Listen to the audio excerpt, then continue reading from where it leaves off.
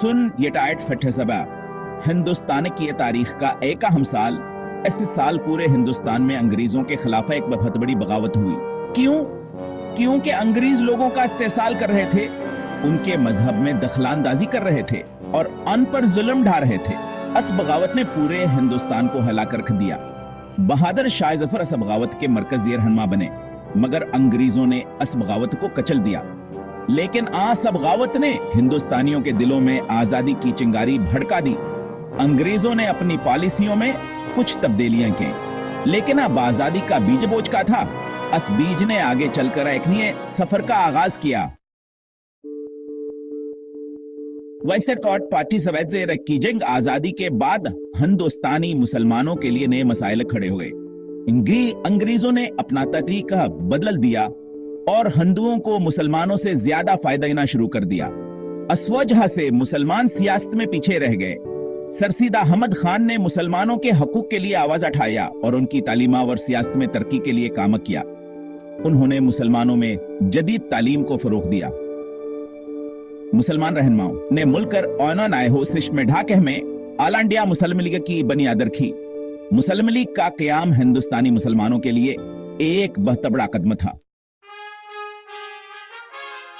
हिंदुस्तान में मुसलमानों की बिदारिया और फिर पाकिस्तान के बनने में बहुत से रहनुमाओं ने अहम किरदार अदा किया। उनमें सरसीद अहमद खान, अल्लामा इकबाल और कायद आजम मोहम्मद अली जनाह बहुत मशहूर हैं। सरसीद अहमद खान ने मुसलमानों में जदीद तालीम को आगे बढ़ाया और उन्हें अंग्रेजों से समझौते करने का मशहूर दिया। अल्लामा इकबाल ने अपनी शायरी से मुसलमानों में कौमियत का एहसास बिदार किया और उन्हें कलगमलकी के लिए तैयार किया। कायद आजम मोहम्मद अली जनाह ने अपनी दानिशमंदी और क़यादत से मुस्लिम लीग को मंजम किया और पाकिस्तान का मुतालबा पूरा करवा कर हद में लिया। अन रहनुमाओं की मेहनतावा कवानियों के बगैर पाकिस्तान नहीं बन सकता था।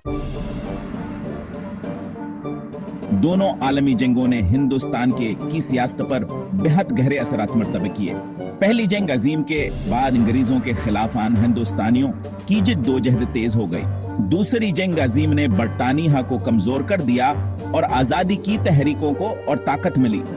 मुस्लिम लीग ने दूसरी जंग अजीम में बरतानिया का साथ दिया था, लेकिन जंग के बाद यह वाज़ह हो गया कहा हिंदुस्तान में अंग्रेजों की हुकूमत नहीं चल सकती। मुसलमान रहनुमाओं ने मुतालबा किया कि हिंदुस्तान की तकसीम के बाद मुसलमानों के लिए एक अलग मुल्क बनाया जाए।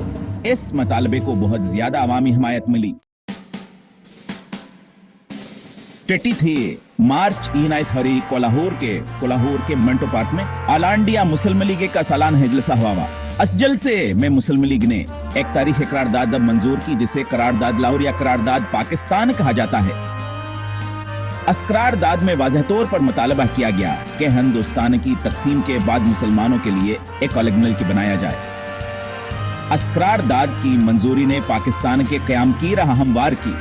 करारदाद लाहौर के बाद मुस्लिम लीग ने पाकिस्तान हासिल करने के लिए अपनी जद्दोजहद तेज कर दी। कायद आजम मोहम्मद अली जनाह ने अपनी दानिशमंदी और क़यादत से इस जद्दोजहद को कामयाबी से हमकिनार किया। करारदाद लाहौर के बाद हिंदुस्तान की सियासत में तेजी से तब्दीलियां आने लगे। मुस्लिम लीग और कांग्रेस की बातचीत कामयाब न हो सकी। आखिरकार बरतानिया ने हिंदुस्तान की तकसीम का ऐलान कर दिया।